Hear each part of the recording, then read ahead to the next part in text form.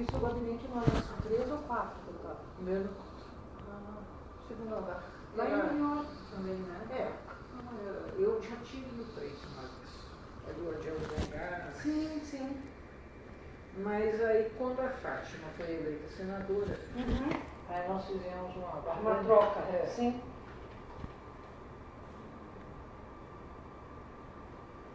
E é bom, né, deputado? São gabinetes maiores, tem equipamentos, essa coisa toda. Mas eu também tinha problema com 3, não, porque 3 seria melhor, ser muito próximo das condições. Né? Seja praticamente ali. Sai aqui. É verdade. Né? Enquanto no quarto tem que passar para aquele túnel. E à noite apaga as luzes muito cedo lá, no quarto? Eu acho que sim. E aí vocês então não pode ficar lá e vindo para Não pode, mas é um abacaxi. Fica só um ou outro. Elevador. E lá não tem jeito, né? Quem está no 8º. Né? No segundo eu ainda consigo subir a escada. Sim. Mas e para quem fica para cima, não tem jeito. Vamos lá, gente. O pessoal sabe que Se não faz aqui, depois a gente... eles pegam. Eles podem pegar o controle. Vamos lá. Eu também estou com tanta coisa para resolver que eu não quero. Mas então, hoje a gente veio aqui na Comissão de Desenvolvimento Urbano, vou soltar aqui o microfone, que eu acho que dá para nós duas. Para a Comissão de Desenvolvimento Urbano, com a nossa querida presidenta, tomou posse ontem aqui na comissão, vocês conhecem um pouco mais hoje do que é a Comissão de Desenvolvimento Urbano. Primeiro, parabéns, seja muito bem-vinda a essa presidência, leve o carinho, a energia boa de todas nós mulheres e de todos também os homens desse Brasil, que sabemos que a senhora aí vai levar essa comissão por muitos lugares e a caminhada será muito linda, de muita vitória. A gente espera que sim, Ana, porque eu sou apenas a 3ª mulher que ocupa essa honrosa posição de presidenta da Comissão de Desenvolvimento Urbano. E as pessoas podem perguntar, o que é isso, desenvolvimento urbano? Esse é um nome chique para Comissão da Cidade. Na verdade, esse é o tema da nossa comissão. Tudo na cidade. Moradia, mobilidade, transporte, outra coisa é saneamento, água, esgoto, a convivência urbana, o lazer. E eu sendo mulher, e aqui somos uma grande minoria, né? Uma minoria combativa, mas uma minoria ainda muito reduzida, um tema que nós queremos debater é o direito das mulheres à cidade. Porque as mulheres... Quantas vezes você e eu já ouvimos, isso aí não é lugar para mulher. É verdade. Isso não é assunto de mulher. Ou não é lugar para a mulher ir, ou é um lugar em que a mulher não pode ir sozinha. Uma mulher não pode andar sozinha de noite, nas ruas mal iluminadas. Às vezes ela quer ir na praça, mas é perigoso. Então, o direito da mulher ao espaço da cidade, que afinal de contas é a própria cidade, acaba ficando muito reduzido. E hoje é um tema grande em debate pelas mulheres no Brasil inteiro, que é a questão do assédio nos transportes públicos. Então, também, houve até quem discutisse, não, no metrô vamos fazer um vagão só para as mulheres. Mas então isso legitima os homens. Sim. Né? Quer dizer que se elas não forem reduzidas, apartadas, retiradas, né? Elas serão necessariamente assediadas. Então isso também não serve. Então esse é um outro tema importante. Uma outra coisa que a gente acha que tem que discutir quando se fala da cidade é o direito ao lazer. Hoje nós temos no Brasil transporte público, por exemplo, para os dias do trabalho. No sábado, no domingo, o transporte, os horários já são reduzidos. Houve experiências no Brasil, por exemplo, quando a hoje deputada Luiziane Lins foi prefeita em Fortaleza, ela criou a circunstância de que os jovens em Fortaleza, no domingo, andassem de graça no transporte público para eles poderem ir à festa, para eles poderem se encontrar para namorar, para eles poderem ir ao jogo, né? Então tem tantos temas aqui entrelaçados, porque a cidade é o lugar em que a gente vive. Ninguém vive no estado ou no país, você vive na cidade. Então, ao discutir a cidade, nós estamos discutindo a nossa vida.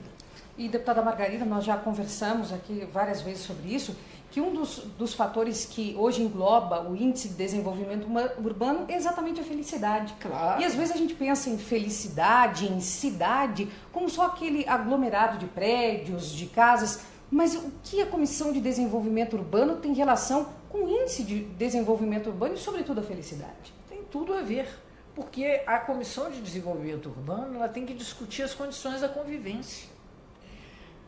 A emergência dos conflitos, porque como os direitos são tão reduzidos frente à demanda, olha só, em 2013, aquelas grandes mobilizações que aconteceram e acabaram sendo capturadas pela direita como sendo movimentações contra a corrupção, elas surgiram como grandes mobilizações pelo direito ao transporte. Era o movimento do passe livre em São Paulo. E depois nós perdemos isso de vista, que era o direito à cidade que vinha sendo debatido naquele momento. As pessoas reivindicavam. O presidente Lula, entre tantas, fez uma frase muito feliz, que a vida das pessoas tinha melhorado da porta para dentro. Mas da porta para fora ainda havia tudo a conquistar. Segurança, transporte, convivência pacífica. Você veja uma cidade feita o Rio de Janeiro, que está, inclusive, sob intervenção militar. Uma das maiores cidades do Brasil, uma capital, a antiga capital brasileira. O problema da cidade do Rio de Janeiro é convivência. De uma forma perversa, essa convivência acabou sendo compreendida sob o ângulo da segurança. Mas não é segurança só de que se trata. Trata-se de as pessoas terem liberdade de acesso aos espaços, sentindo-se, como você mesmo disse, felizes. E isso certamente é uma conquista que os brasileiros ainda têm que lutar por ela. Mas nós vimos conquistando essa felicidade, né, e esse viver nas nossas cidades e nos municípios pelo Brasil afora, nos 13 anos de governo do Partido dos Trabalhadores. Por isso que hoje a gente diz que ninguém vai aprisionar os nossos sonhos. E quando a senhora faz referência ao presidente Lula, veio um comentário aqui belíssimo da Cidinha, Lula Leite, veja só. E aí, minha gente, vamos fazer a hora ou vamos deixar acontecer? Nós precisamos nos espelhar nessas ações dos nossos governos e caminhar e fazer a hora, não é, deputado? E sabermos que essas coisas que aconteceram e que foram, na verdade, um rasgão, né? Nesse paredão opressivo de 500 anos de cultura elitista, de uma cultura violenta, de uma cultura que gerou tanta desigualdade, portanto, tanta infelicidade. Esses 14 anos de governo do PT mostraram que era possível uma outra cidade.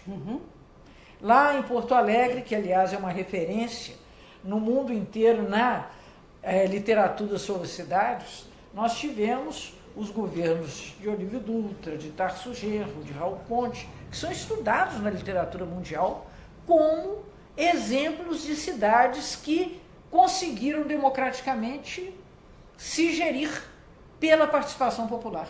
Não tem jeito também de nós resolvermos esses tantos problemas que a gente está mencionando se as pessoas não se engajarem, se elas não entenderem que é da vida delas que se trata. É muito importante. Políticas públicas não é alguma coisa que tem que ser formulado por técnicos. Técnicos, naturalmente, dão suporte a que as pessoas digam o que elas precisam, o que elas necessitam, o que elas preferem. Eu acho que é desse jeito, inclusive, e é por essa razão que nós vamos aqui, nessa comissão, construir uma agenda em debate com a sociedade. Nós, a semana que vem, vamos fazer aqui o nosso café da manhã, convidando todas as entidades acadêmicas, políticas, dos movimentos sociais e os próprios parlamentares, para definirmos o que, neste ano, nós vamos priorizar para o trabalho da nossa comissão. E, ao mesmo tempo, né, deputada Margarida, nós estamos vivendo, vamos iniciar, melhor dizendo, um período eleitoral e vamos também pensar as cidades. Nós vivemos um momento muito complicado na política brasileira e no sistema judiciário como um todo. Como é que nós podemos dizer às pessoas, então, que elas vão participar da construção de políticas públicas, e quando a senhora cita Porto Alegre, lá com orçamento participativo, se elas não conscientizarem de que precisam tomar uma atitude no exercício da cidadania através do voto? Eu quero, tomando outra vez essa sua provocação, dizer que essas grandes experiências construídas em Porto Alegre, por exemplo, mas também em Belo Horizonte, em tantas outras cidades, foram construídas ainda durante a ditadura, como experiências de resistência.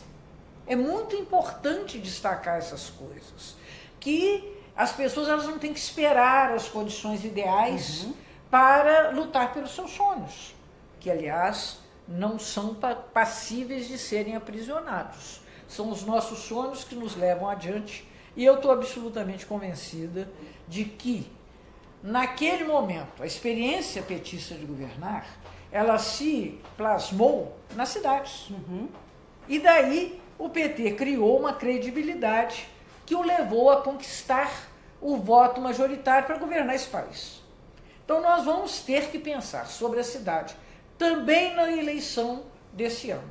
Até porque a cidade é o espaço mais sacrificado pela emenda constitucional do fim do mundo. Aquela que congela os recursos para políticas sociais, para moradia, para transporte, para segurança, para educação, para saúde, para tudo.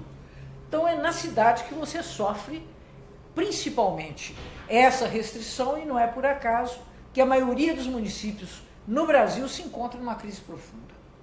Então, mas nós não vamos eleger prefeitos este ano. Não vamos. Nós vamos eleger o Congresso, que é quem vota essas leis que geram esses problemas. Nós vamos eleger os governadores. Nós vamos eleger o nosso presidente da República, que é o Lula. Então eu acho que é hora de pensar nessas coisas todas. O problema da rua tem que ser interpretado como um problema do país.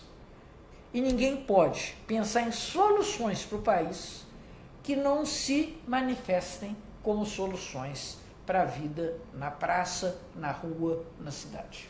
Eu quero usar aqui o comentário do querido Antônio, que ele diz o seguinte: a classe trabalhadora é a mais humilde e nunca tiveram uma atenção como nos governos do PT. Queria que a senhora contasse para a gente, em termos de estruturação da cidade, de desenvolvimento urbano, como é que era Minas Gerais antes dos governos do PT, o seu estado lá, e como que era no governo do PT e como é que está agora Minas, apesar de nós termos o nosso governador Pimentel lá, mas o problema é muito grande na esfera federal, deputado. Em Minas Gerais, no nosso estado, nós estamos vivendo duramente as consequências do golpe.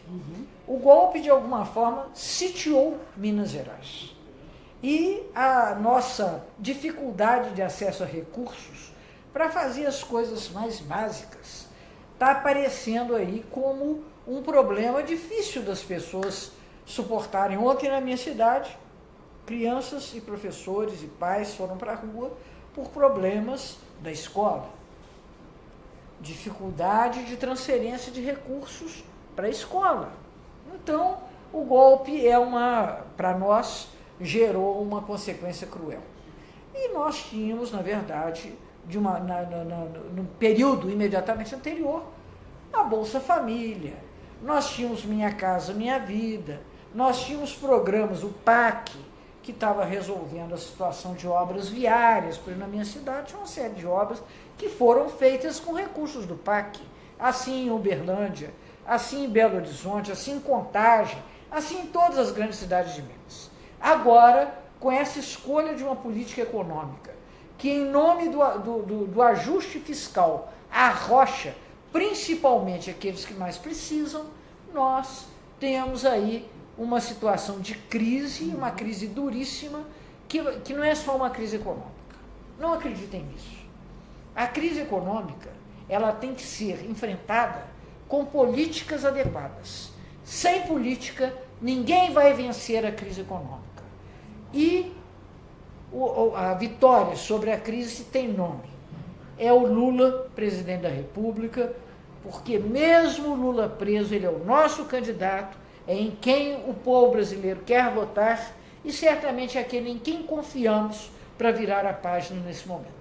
E aí a gente está quase dando o até breve para vocês, porque a deputada Margarida, a gente disse, olha, vocês precisam ser meio rapidinhos, porque eu tenho muitas atividades. E ela começou aqui a presidência na Comissão de Desenvolvimento Urbano, como se diz na minha terra, tocando para frente, né, deputada Margarida? Mas é um momento de mobilização que eu queria aproveitar para que nós fizéssemos um chamamento para todas e para todos, para que nos mantenhamos mobilizados por Lula livre.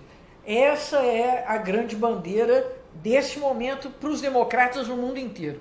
Ontem houve grandes mobilizações em Paris, houve grandes mobilizações em Buenos Aires, em Montevidéu, pelas cidades do mundo. As pessoas estão chocadas com a crueldade, com o arbítrio exercido contra a maior liderança popular do Brasil, que hoje eu vou dizer sem medo, é a maior liderança popular do mundo. Então, essa covardia que estão fazendo com o Lula, de mantê-lo, inclusive, isolado, sem poder conversar com ninguém. Os governadores de 10 estados brasileiros foram procurados. Não pode. Isso é uma coisa louca. A Constituição brasileira faculta a que o preso possa conversar com quem o procure. Claro que dentro das regras da cadeia. Mas o Lula, ele está sendo tratado sem regras. Eu acho que isso é uma situação insuportável. É necessário que a gente tenha força de caráter, coragem, força política e capacidade mental nesse momento de nos mantermos unidos. É hora, na dificuldade, na vitória todo mundo está bem. Num momento como esse, começa um a apontar o dedo para o outro, é o que não devemos fazer. Nós, por amor ao Lula, e mais ainda, por amor ao Brasil, por amor à democracia, nesse momento nós devemos nos manter mobilizados e unificados nessa grande bandeira. Lula livre, em nome da democracia brasileira, em nome dos nossos direitos, em nome de um futuro melhor para todos nós. E a gente quer agradecer a todos e a todas que estiveram conosco. A gente vai voltar semana que vem de um outro lugar aqui na Câmara para você conhecer um pouquinho mais da Comissão de Desenvolvimento Urbano. E o recado que a gente traz para a senhora hoje é lá da sua terra. É Guimarães Rosa, que lhe diz o seguinte, ao assumir essa presidência: o passarinho agachou e está pronto para voar. Opa, vamos lá. Que voe o passarinho. É verdade. Beijo grande e a gente volta a qualquer momento.